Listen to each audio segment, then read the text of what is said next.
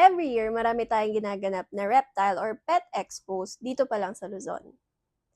It's a very exciting time para sa ating mga hobbyists, mapa-beginner man o hindi. Kasi syempre, this will be the time na makikita mo ulit yung mga friends mo sa hobby, mga favorite breeders mo, and maybe kung may bala kang magawin ng panibagong alaga. So, I am making this video. This video is about how you can make the most out of your experience pag pumupunta ka sa mga reptile or pet conventions.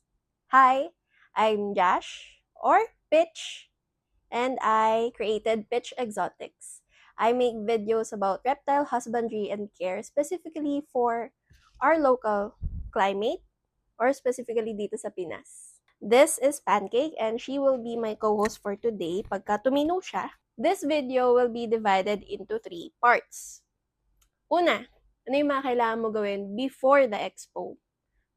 Pangalawa, ano yung mga bagay na kailangan mong gawin at iwasan during the expo? And pangatlo, this is hypothetically kung may iuwi kang bagong alaga, ano yung mga kailangan mong gawin pag-uwi?